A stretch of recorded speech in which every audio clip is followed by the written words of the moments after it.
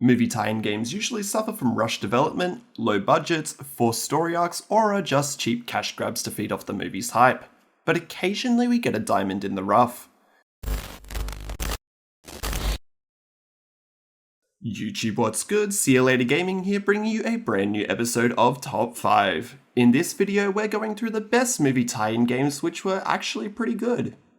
Coming in at number 5 to start us off, we have Lord of the Rings: The Return of the King. Such an iconic series of movies deserve to have a game tie-in to match. Following on directly from the events of Two Towers with the Battle of Helm's Deep, the game seamlessly transitions to the events of the third film. Return of the King utilizes the framework set in the previous game as a third-person hack-and-slash with some RPG elements mixed in to create a perfect blend of the two, with each level grading you on how efficiently you slaughtered your enemies.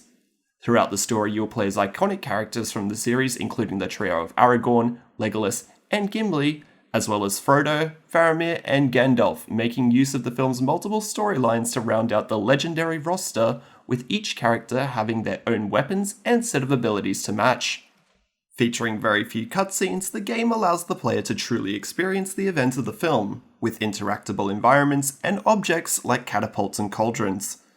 This was a direct result of EA working in conjunction with the film's director, Peter Jackson, to present a game as authentic to the movie as possible. Coming in at number 4, we have X-Men Origins Wolverine. As excitement for Insomniac's upcoming Wolverine game ramps up, 2009's X-Men Origins Wolverine is definitely worth replaying in the meantime. It's rarely the case that a video game movie tie-in is actually better than the main film itself, but that's exactly what happened here. What was delivered was an M-rated third-person slash-em-up with inspiration being drawn from games like God of War and Devil May Cry, taking full advantage of Wolverine and the character's violent and primal nature. Not only that, Hugh Jackman, Liev Schreiber, and will.i.am all voiced their roles for the game. Well, you used to be more chatty than this. I guess you're not the merc with a mouth anymore. Okay, maybe will.i.am isn't as big of a win, but it did feature excellent gameplay thanks to developer Raven Software's previous experience with the first Ultimate Alliance game and 2 X-Men Legends games. And while the story largely recounts the same beats of the movie, at least there are fun gameplay moments in between, and the most brutal Marvel game we've had to date. Coming in at the halfway point with number 3, we have Peter Jackson's King Kong, the official game of the movie. If that doesn't win the title for the longest movie game tie-in, I don't know what will. But Peter Jackson has made his way onto this list for a second time, proving that he's not only the king of the big screen, but our home cinemas too. The game was one of the official launch titles for the Xbox 360 and mixed first-person shooter action with third-person action sequences, in which you actually got to play as scriptwriter Jack Driscoll and King Kong himself. Each character has the same end goal of saving Ann Darrow, but their stories are each told from a very unique lens. It featured fantastic graphics and an entertaining combo of ammo conservation and puzzle solving. As Jack, you play in first person with a limited HUD, making it feel more like a movie experience. Yep, that's right. No reticle, no health bar, just intuitive game design by way of audio cues to provide you quick updates like this. Last magazine on backup. They can be enabled from the menu if you really want, but being disabled by default really helps set the atmospheric tone, making you feel like you're living the movie. And as King Kong, you'll leap and swing your way across Skull Island, defending Anne from other monsters, brawl style. Go into Fury mode and you can wreak total havoc. Plus, there's even a secret ending which sees Kong get saved and transported back to Skull Island, instead of the bitter end he'd otherwise face. Coming in at number 2, we have GoldenEye 007. While the game came out almost 2 years after the movie, it's technically still a tie-in, so I'll let this one slide. Its single-player campaign mixed stealth and explosions with great success, but where this game really came into its own was in the multiplayer mode.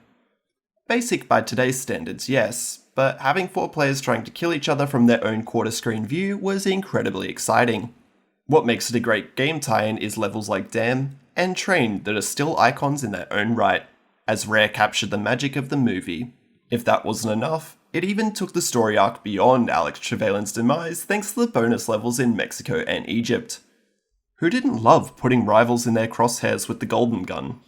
GoldenEye 007 isn't just a great movie tie-in, It kept people playing their N64s long after the console became obsolete and became an icon in gaming culture. It may not hold up all that well today, but it's viewed by many as the pioneer of first-person shooter games by revolutionizing the shift away from Doom-style games towards a more realistic visual approach, setting the precedent and groundwork for many FPS shooters to come, including Call of Duty. Before we get to number 1, we have some honourable mentions. The Warriors. Enter the Matrix. And coming in at number 1 is Spider-Man 2. Before we were blessed with the open world wonderment of Spider-Man and Spider-Man Miles Morales on the PS4, we had Spider-Man 2, which set the gold standard. Largely considered to be one of the best movie tie-in games of all time, it was really ambitious, in a good way.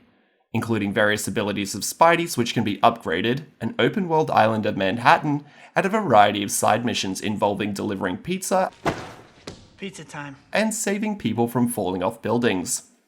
The combat required precisely timed punches, kicks, and dodges, which may seem commonplace now but was absolutely revolutionary at the time. It even featured a never-before-seen villain in Calypso. Not only that, they managed to bring back some of the cast to lend their voices, including Tobey Maguire, Alfred Molina, Kirsten Dunst, and Bruce Campbell as the narrator, which only adds to the game's allure. Do you agree with this list? What other games do you think deserve to be on it?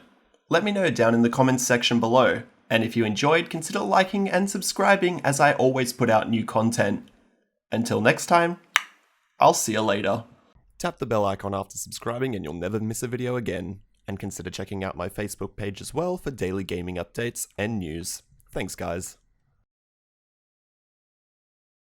So you've probably heard a lot about the metaverse recently. The metaverse is a multi-trillion-dollar opportunity that's going to change the way... We call this the metaverse. And you're going to be able to do almost anything you can imagine. Get together with friends and family, work, learn, play, shop. My name is Alex, better known as XhiaGaming, and today we'll be looking at one of the earliest versions of what the metaverse could look like.